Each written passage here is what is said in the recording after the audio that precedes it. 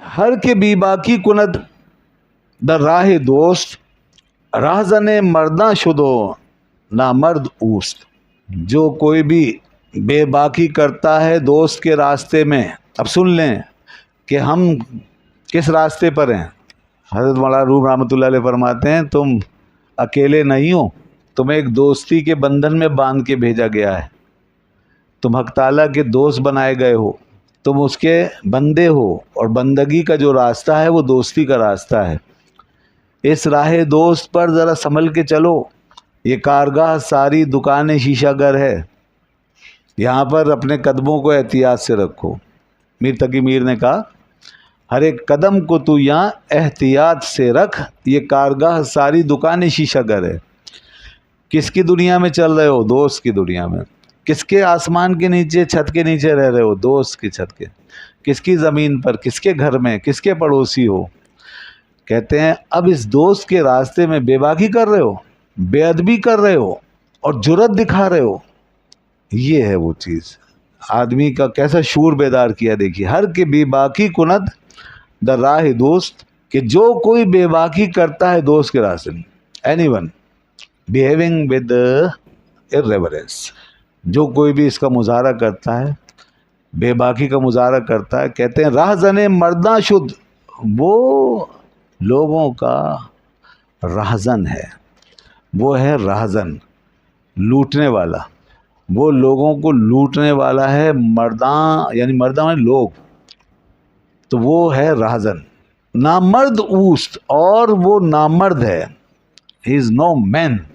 He robs men and he is no man. وہ لوگوں کو لوٹ رہا ہے اور وہ خود مرد نہیں ہے. تو یہ کتنا بڑا جرم ہے. بتا رہے ہیں کہ اس راستے پر جب تمہیں حق نے اس طرح بھیجا ہے، اپنی بندگی میں پیدا کیا ہے، اور جب تم اس کی دوستی کا دم بھر چکے ہو، تو پھر تمہیں اس کے ساتھ وفا کرنی ہے، اور اس کے راستے پہ یہ لوٹ مار نہیں کرنی ہے. بے باکی لوٹ مار ہے. کیونکہ ادب کرنے والا جو ہے نا، وہ اپنے محبوب کی تمام نسبتوں کا احترام کرتا ہوا چلتا ہے، اور اس کی رضا اور خوشنودی کو سامنے رکھتا ہے. اچھا، اب اسی حساب سے وہ اس راہ میں جو بھی ہیں ان کی قدر کرے گا، اس راہ کے مسافروں کی قدر کرے. لیکن جب آدمی یہاں پر کوئی شپخون مارے گا، اس راستے پہ کوئی بے ادبی کرے گا، جب یہاں پہ کوئی جرت دکھائے گا، تو ظاہر سی بات ہے کہ وہ اپنے محبوب کی ناقدری کرے گا. اور جب محبوب کی ناقدری کرے گا تو اس راہ کے جو لوگ راہ گزر ہیں، جو اس راہ سے گزرنے والے لوگ ہیں، راہ رو کہیے، راہ رو جو ہیں اور جو مسافر ہیں، وہ ان کا راستہ قطع کرے گا. جیسے پیچھے آیا تھا نا، بے ادب تنہا نہ خود را داشت بد، بلکہ آتش در ہمیں آفاق زد. کہ بے ادب جو ہے وہ خود اکیلا ہی برا نہیں ہوتا، بلکہ اس کی آگ جو ہے وہ پورے آفاق کو جلا کے راکھ کر دیتی. تو آپ سمجھ رہے ہیں کہ جو بے ادب ہے نا، وہ اس راستے پر ایک لوٹ مار کر رہا ہے، وہ لوگوں کو لوٹ رہا ہے، وہ تباہ کر رہا ہے، برباد کر رہا ہے اپنے ساتھ ہم سفر لوگوں کو. اس لیے کہہ رہے ہیں. اور فرمایا نامرد اوس، وہ خود مرد نہیں ہے. پھر مرد ہوتا تو اپنے دوست کی محبت و وفا کے تقاضوں کو پورا کرتا، اور اس طرح رہزنی نہ کرتا. اور آگے فرماتے ہیں از ادب پر نور گشتست ای فلک، وز ادب معصوم و پاک آمد بلک. سبحان اللہ. فرماتے ہیں ادب کتنی بڑی چیز ہے. دیکھو اب یہ دیکھیے، یہ ہے وہ چیز جو اب ظاہری آنکھ سے آدمی نہیں سمجھے گا، ظاہر ہے، لیکن ایک حقیقت ہے بہت بڑی. اس کو ایک ایسی مثال سے سمجھایا کہ یہ مثال خود اس کے سامنے ایک معمولی مثال ہے، اور حقیقت اس سے بھی کہیں زیادہ بڑی ہے. بات یہ بہت بڑی بڑی چیزوں کو ہم اپنی دنیا کی ان مثالوں کے ذریعے سے سمجھاتے ہیں جن کو ہماری عقل یا مشاہدہ ایک بڑا کر کے دیکھتا ہے، بہت عظیم سمجھتا ہے، لیکن وہ حقیقت اتنی بڑی ہوتی ہے کہ اس کے آگے مثالیں بھی کچھ نہیں ہوتی. اب لوگ جو ہے نا ان باتوں کی وہ ایک ریئلسٹک اپروچ میں جاتے ہیں، یعنی کہ ظاہری طور پر مادی تعلق جوڑتے ہیں. مثال کے طور پر دیکھیں ذرا، پہلے اس کو سن لیں. از ادب پر نور گشت اس ای فلک، کہتے ہیں کہ یہ جو فلک ہے نا، ای فلک یا آسمان، یہ ادب سے ہی جگمگا رہا ہے. آسمان ادب سے جگمگا. اب دیکھیے اس کا ریلیونس، اس کا تعلق کیسے جوڑیں گے. اب ہم تو مادیت کی دنیا میں رہتے ہیں نا، سائنس اور آج کی لاجک، تو بظاہر یہ بات ہم مادی اصولوں کی بنیاد پہ نہیں سمجھ سکتے. مگر بات یہ ہے کہ ادب کا مقام اتنا بڑا ہے کہ یہ مثال اس کے سامنے کوئی حیثیت نہیں رکھتی. یہ تو ہم نے اس ایک بہت بڑی حقیقت کو سمجھانے کے لیے آسمان کی روشنی کو استعمال کیا ہے اور اس کی مثال دی. ورنہ تو ادب سے کیا کچھ ہے. یہ سارا نظام کائنات، یہ سارا فضل و کمال دنیا کا، اور یہ ساری عطائیں، بخششیں، رب تعالیٰ کی نوازشیں، یہ سب اس کے پیچھے کیا ہے؟ ادب. ادب تو جب سے اللہ نے دنیا کو بنایا ہے تو دنیا نے صرف جو ہے ادب ہی کے قرینے سے سب کچھ پایا. یہاں تک کہ زمین نے ادب کیا، آسمان نے ادب کیا. دیکھیں نا، اللہ نے فرمایا کہ زمین سے، آسمان سے ایتیا آؤ توأن او کرہا، اطاعت کرتے ہوئے یا مجبور ہو کے، جیسے بھی آؤ. کتنے ادب سے جواب دیا زمین اور آسمان نے. قالتا اتینا طائعین، انہوں نے کہا کہ ہم آئے اطاعت کرتے ہوئے. اللہ نے فرمایا تھا تم اطاعت کے ساتھ آؤ یا مجبور ہو کے آؤ. انہوں نے یہ کہنا بے ادبی سمجھا کہ ہم مجبور ہو کے آ رہے ہیں، ہمیں اور ہمارے بس میں کچھ نہیں ہے. حالانکہ نہ وہاں شعور ہے نہ ارادہ ہے، وہاں پر صرف اور صرف اللہ کا حکم ہے اور اس کا جبر ہے. اس کے باوجود وہ اپنی اس حقیقت کی طرف نہیں گئے ادب کی وجہ سے کہ کس بارگاہ میں ہم مخاطب بن رہے ہیں کہ ہم یہ نہیں کہہ سکتے کہ مجبور ہو کے آئے. یہ ادب کے خلاف سمجھا. تو بڑے ادب سے یہ کہا کہ ہم اطاعت کرتے ہوئے آئے، ہم اپنے گلے میں آپ کی اطاعت کا، غلامی کا پٹا ڈال کے آئے. تو یہ ہے ان کا ادب. مولانا روم رحمۃ اللہ علیہ اسی چیز کو لنک کر رہے ہیں.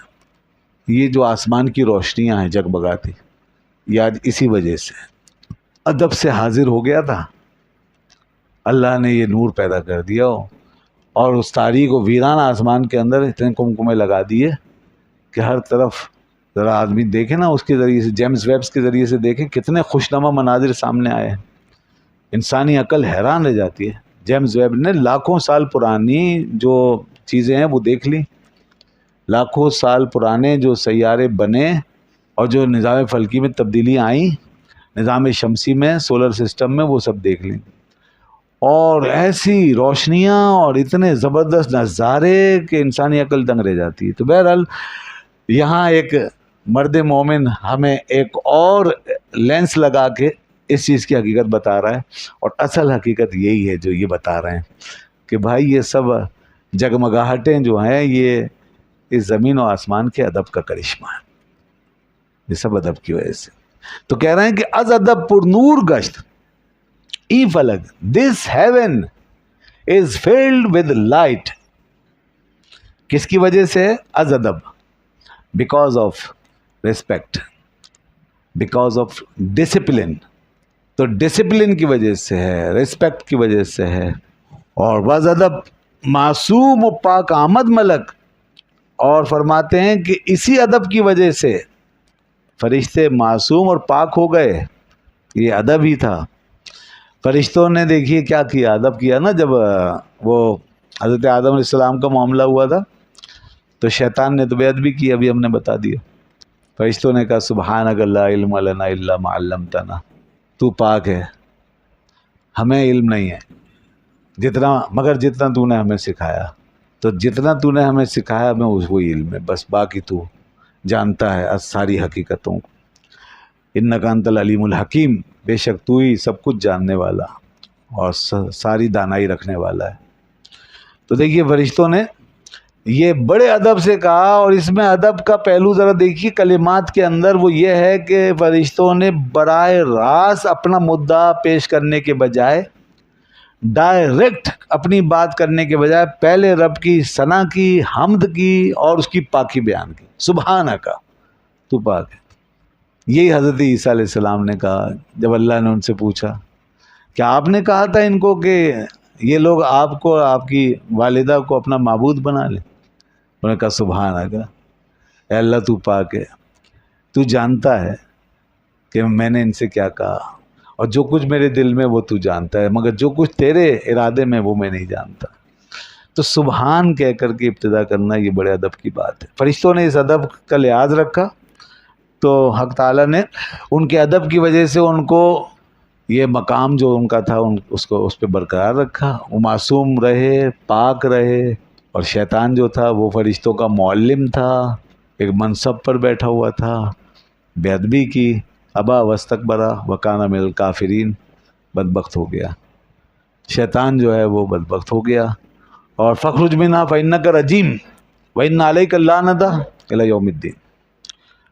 تو یہ سب بتا رہے ہیں کہ دیکھو بس ادب، معصوم و پاک آمد ملک، ٹھیک ہے نا.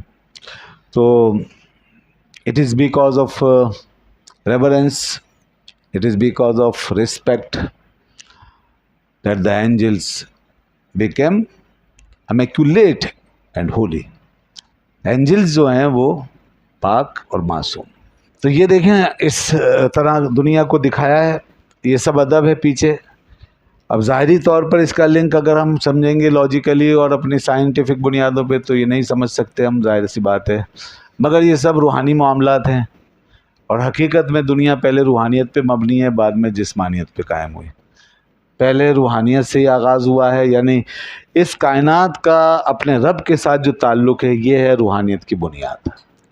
یہ سارا کچھ جو ہے ہماری لاجک میں، ہماری منطق میں نہیں آ سکتا. ہاں اس کے لیے ہم جو دین میں رہنمائیاں آئی ہیں اور جن چیزوں کو دین میں اہمیت دی گئی ہے ان چیزوں کے ساتھ لنک جوڑ کے ہم اس کائنات کے روحانی جو ہے توجہ کر سکتے ہیں. مثال کے طور پر جیسے یہ ادب کے ذریعے سے توجہ کی، اسی طرح محبت اور عشق کے ذریعے سے توجہ کر سکتے ہیں.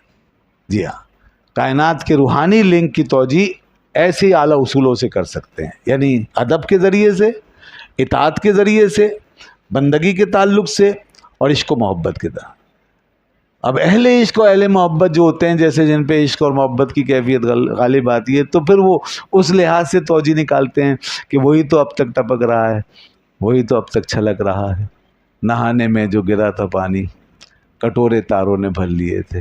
تو یہ ایک محبت آمیز توجہ ہے. تو یہ اہل محبت کا بھی ایک انداز ہے.